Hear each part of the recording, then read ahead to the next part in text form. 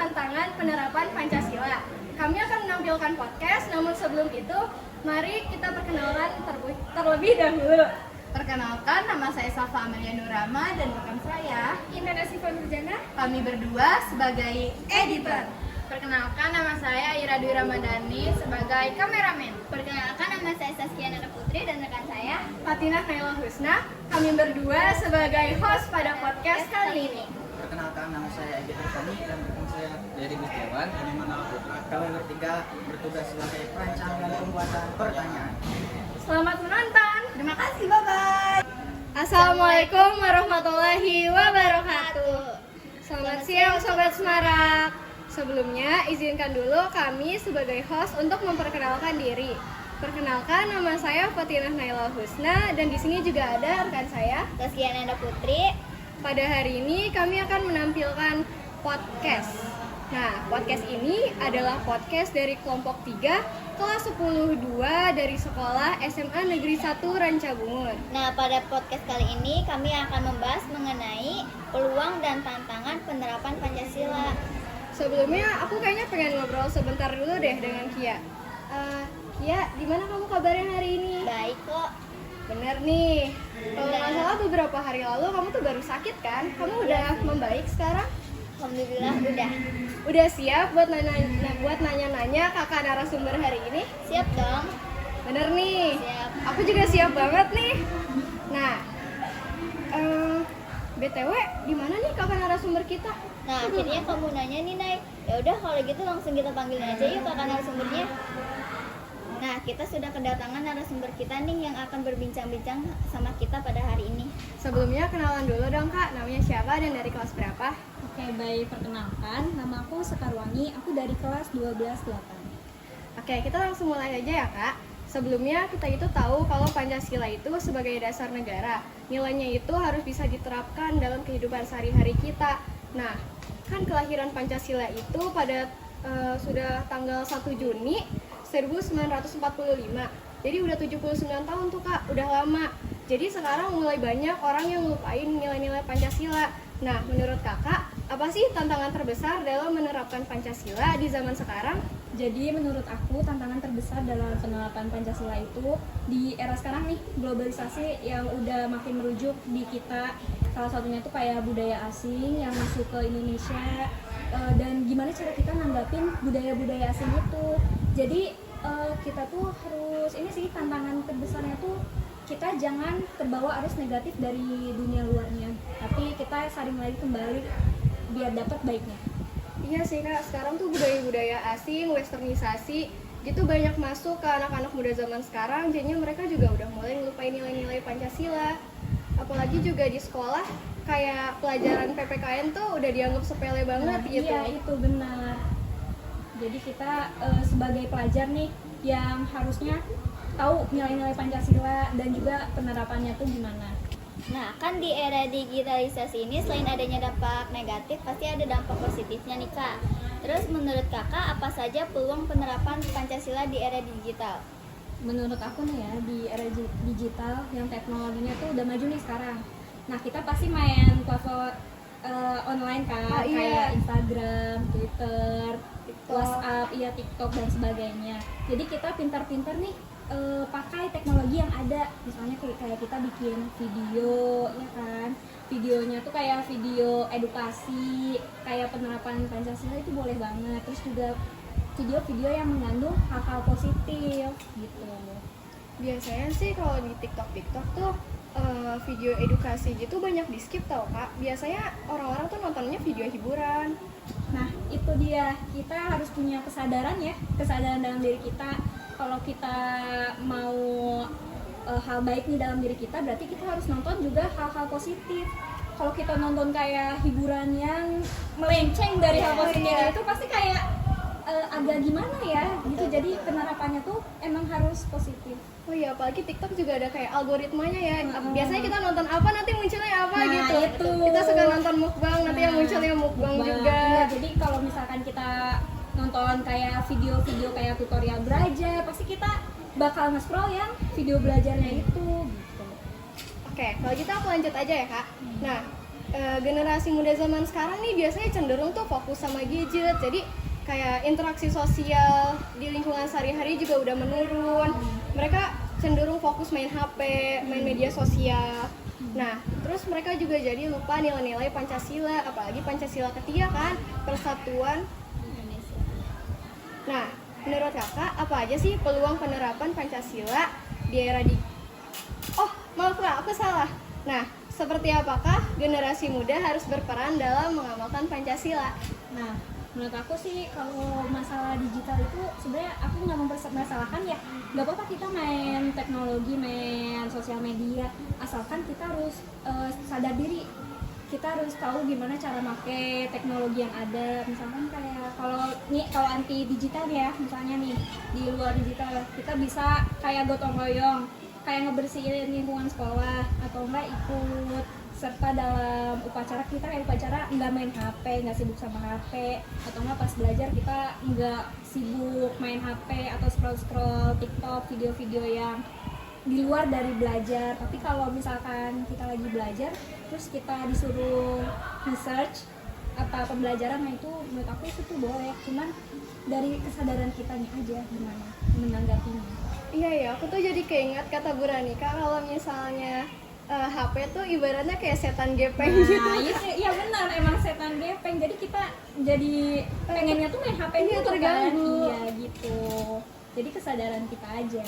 Berarti kayak harus menanamkan kesadaran dalam diri sendiri juga Iya. ya. Apalagi nilai-nilai Pancasila itu nggak ada kan, harus ada biar kita juga punya nilai-nilai tersendiri. Oke, aku lanjut ya kak.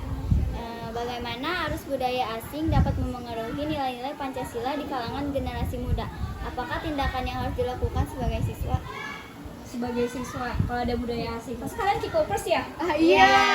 K-popers kan. K-popers tuh kan nonton anime Wah, juga. iya kan, pasti kalian punya hobinya tersendiri kan. Iya. Betul kak. Menurut aku itu nggak apa-apa sih, nggak apa-apa. Asalkan yang baik-baik aja. Misalnya nih, kita suka orang Korea nih, karena putihnya, karena perawatannya, nah kita bisa ngikutin mereka gimana perawatannya. Nah, tapi kalau budaya asing yang kayak mereka itu, budaya asing itu cenderungnya itu sih kehidupannya tuh individualisme, jadi tersendiri-sendiri. Nah itu kita nggak boleh ngikutin mereka yang kayak gitu. Terus juga budaya asing itu cenderung orang-orang asing itu cenderung suka tinggi amarahnya. Nah itu Iya. kita mending jangan ngikutin. Maksudnya kalau kita mau nilai-nilai Pancasila masih ada, itu kita bisa ngasih tahu ke mereka budaya-budaya Indonesia itu kayak gimana sih gitu. Oh, jadi walaupun misalnya kayak aku kan suka Mingyu Seventeen nih kak, ganteng. Aku suka Mingyu, tapi kayak berarti aku juga nggak boleh terlalu berlebihan sampai ngelupain nilai-nilai bangsa Indonesia itu sendiri Itu kan? sampai kayak dianggap Tuhan lah. Oh iya, fanatik kan? gitu. Iya, fanatik gitu, itu nggak perlu. Jadi suka ya sewajarnya aja. Dan kalau kita suka sama budaya asing itu sebenarnya nggak apa-apa, tapi tetap harus berpegang teguh sama budaya kita. Aku juga suka ngeliat gitu misal di Twitter itu kayak masyarakat Indonesia nih penyuka K-popers gitu, ada yang kayak punya konflik gitu sama yang penyuka anime, jadi mereka kayak berantem gitu di medsos. Ini karena ini nggak sih, karena pemikiran, jadi kayak gua tuh lebih bagus nih daripada lu gitu. Nah itu salah satu ini sih tantangan penerapan nilai Pancasila. Ingat kan kesatuan.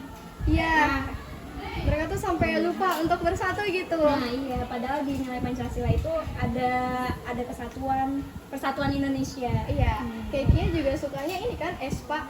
Iya, Espa sama NCT. Kakak tahu Espa nggak? Enggak. Tapi kakak bukan K-popers. Enggak. Kita mau lanjut belajar kali ya.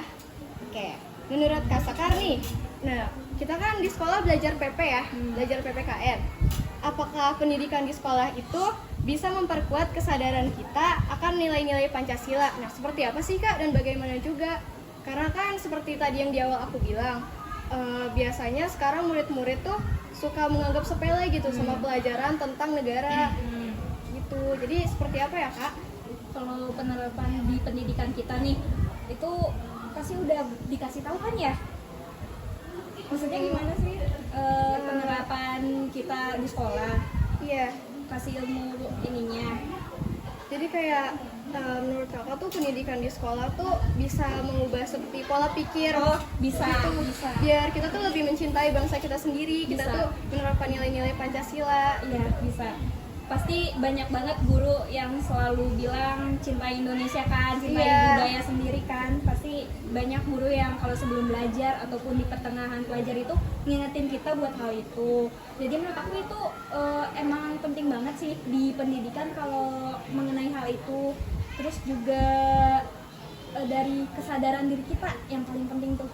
Misalnya kalau guru bilang hal ini berarti kita harus ngikutin hal ini kan. Iya, Soalnya itu tuh betul. demi kebaikan. Iya. Terus juga apa namanya? Di kelas tuh yang paling depan kelasnya itu apa sih, kayak bisa di antara foto-foto presiden sama wakil presiden Nah, ada figur Pancasila kan ya. Burung-burung Garuda. Iya, ada lagu burung Garudanya. Nah, Sekarang tuh banyak yang kayak nganggap Pancasila tuh kayak apa ya, menyepelekan gitu lah Kak. Jadi nganggap pelajaran PPKN juga nggak penting gitu. sangat penting sih sebenarnya ya, apalagi PKN itu landasannya tuh hukum, Pancasila dan lain sebagainya. Bahkan kalau kita nggak ada hukum berarti kita bakal hancur dong negaranya kan. Iya, Pancasila tuh kayak udah kayak pedoman bangsa Indonesia banget. Iya. Udah jadi ideologi apa sih? Kayak apa ya? Pandangan hidup gitu nggak Nah, sih? iya. Jadi kan ketuhanan yang Maha Esa, berarti seluruh rakyat Indonesia itu harus punya Tuhan kan, harus bertuhan. Iya. Walaupun emang ada aja. Ada, pasti. Islam KTP. Pasti Kristen ada yang KTP. melanggar hukum. Iya, berarti dia bukan salah satu warga Indonesia harusnya. Gitu. Iya, terus juga misalnya sila keempat tuh. Nah, rakyatan yang adil. Gak tata yang dipimpin. Dipimpin oleh hikmat dan Kebijaksanaan dalam persyaratan perwakilan. Nah, Biasanya tuh apa ya, kan kita juga sekarang kurikulum merdeka nih, banyak kerja kelompok gitu kan.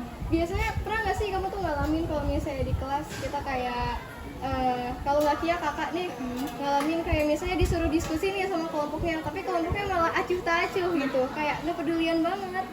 sebenarnya kalau kelompok yang acuh-acuh kita yang harus ini sih, yang harus menggebrak. Karena kalau kelompoknya cuma diem-diem, ya gimana mau kerjanya kan, pasti nggak ada yang mau kerja. Jadi dari kita sendiri nih, dari kamu atau kamu yang harus bawa kayak ini gimana gitu. Jadi sebagai kita nih, sebagai pelajar nih yang misalkan kita nggak kayak mereka nih yang nggak acuh tak acuh, berarti kita harus gebrakin diskusi itu.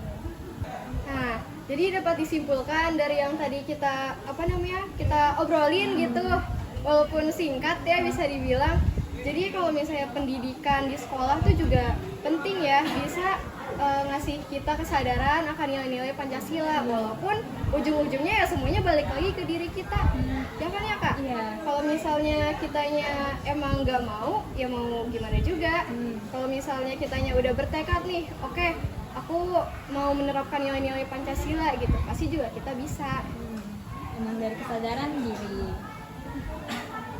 Oke, kayaknya sampai sini aja ya Kak. Kita mau berterima kasih karena Kakak udah meluangkan waktu untuk berbincang-bincang kita kali ini. Aku sama Naila jadi makin paham kalau nilai-nilai Pancasila itu jangan disepelein dan harus disematkan gitu dalam Iya, diri dalam kita. kehidupan sehari-hari. Nanti pasti kita habis dari sini juga bakal cerita ke teman-teman yang lain, hasil dari obrolan aku sama Kak Sekar juga, sama Kia juga.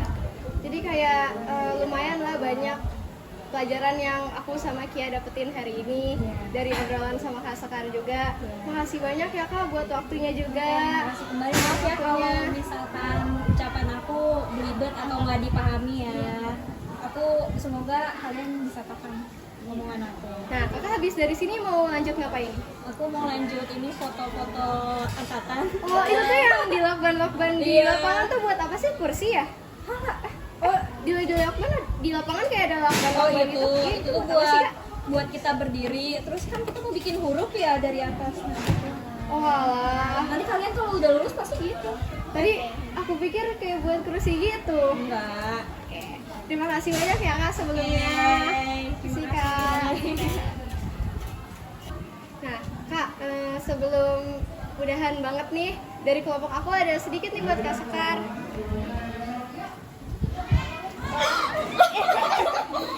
Ih, nggak perlu repot-repot. Nggak apa-apa kak, ini itu kayak feedback kita gitu. Iya. Jadi ngerepotin banget Enggak, kita juga ngerepotin karena nggak apa-apa padahal mah. Kita juga tahu jadwalnya Kak Sekar juga padat banget gitu. Jadi Kak Sekar udah mau luangin waktu buat kelompok kita aja tuh udah seneng banget. Makasih banyak ya Kak. Aku makasih banyak juga ya kalian udah repot-repot bikin ini. iya. Sekian podcast kami pada hari ini. Terima kasih banyak kepada teman-teman dan guru-guru sekalian yang sudah ingin menonton podcast kami. Kami sangat berharap semoga podcast kami hari ini dapat menambah wawasan teman-teman semuanya. Terima kasih. Akhir kata, wassalamualaikum warahmatullahi wabarakatuh.